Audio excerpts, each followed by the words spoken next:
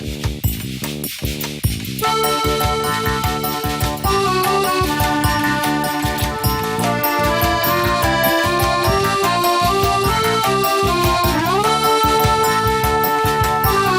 je suis Marie-André et en fait, je suis l'image même de la ferme du Bel-Air. C'est le nom de ma structure en fait. On est au Bois de Neuf-Saint-Paul et on fait de l'élevage de volailles. Et suite à ça, je transforme les viandes issues de mon élevage.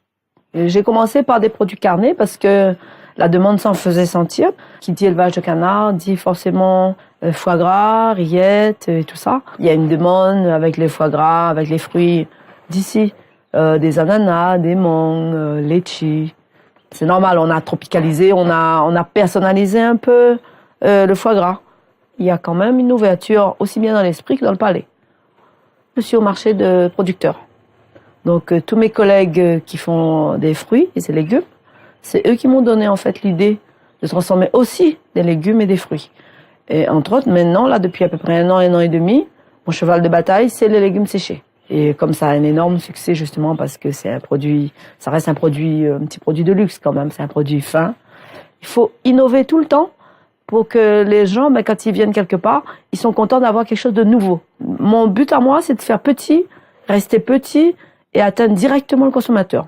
Les gens me parlent, ils me disent ce qu'ils en pensent et je les retrouve en fait d'une année sur l'autre, d'une exposition à l'autre. Sans le fait main, je crois que le fait main et tous les petits salons qu'il y a, parce qu'il y a aussi les bien-être et compagnie, tout ça, je pense que sans ça, l'artisan est un peu perdu.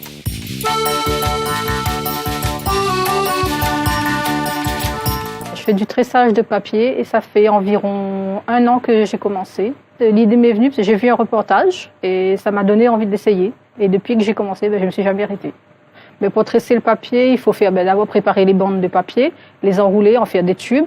Et c'est ensuite qu'on commence à le tresser. Donc il faut quand même préparer beaucoup à l'avance pour commencer le tressage. Les journaux, les pubs, les magazines, tout ce qu'on peut avoir comme papier. Oui, il m'arrive de peindre le papier, parce que bon, certains l'aiment brut, puis on aime aussi coloré. Donc tout dépend de ce qu'on veut donner comme effet, de l'endroit où on va mettre l'objet. On peut mettre de la couleur ou pas, selon le goût. À la fin, dès que j'ai fini le tressage, je passe un vernis pour protéger l'humidité de la poussière. Donc ce qui fait que s'il y a de l'eau qui tombe dessus, ça ne va pas l'abîmer. Quand je commence à tresser, je ne sais jamais ce que je vais faire comme modèle et ça vient au fur et à mesure. On peut faire beaucoup de choses. Des paniers qu'on peut mettre dans la cuisine, des cache-pots, on peut faire des paniers à linge, des lampes, des abat-jours. C'est très maniable. Au niveau des formes, on peut vraiment faire ce qu'on veut. Et après, au niveau du recyclage, on peut faire avec d'autres matières.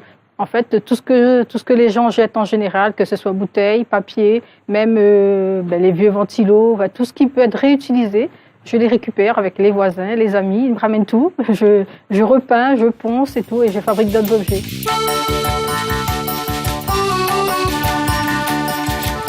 Mon activité, c'est beaucoup de peinture sur tous les supports, mais en particulier pour les décorations de la table, dans le verre, les nappes, les chemins de table, tout ce qui est un petit peu l'art de la table aussi.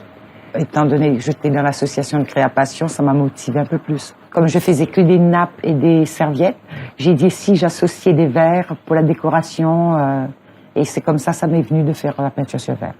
Ma source d'inspiration, ça me vient de la nature. J'aime la nature, j'aime les plantes. J'aime bien peindre des fleurs, des fruits, c'est plus ma passion. Ça dépend où on a trouvé la bouteille, si elle est vraiment, vraiment sale. Bon, d'abord, le redonner un peu à un état de propreté. Et après, il faut bien nettoyer l'extérieur, l'endroit où on va peindre, avec de l'alcool. Le sécher et ensuite dessiner, puis appliquer sa peinture. Une fois séché, on le passe au four pour qu'elle se fixe correctement, pour qu'on puisse le laver. Oui, c'est mon premier fait main. J'ai l'occasion de le faire grâce à l'association de création. J'aime beaucoup le contact qu'on a à chaque exposition, parce que déjà ça permet de faire des connaissances, et puis on reste jamais dans les mêmes coins quand on expose. Donc les verres, je les achète. Et après, il y a beaucoup de récupération. Souvent, c'est les bouteilles, les carafes. Il y a des belles choses dans ce qu'on jette, souvent, qu'on peut récupérer. Il suffit de redonner un petit peu de couleur, quoi.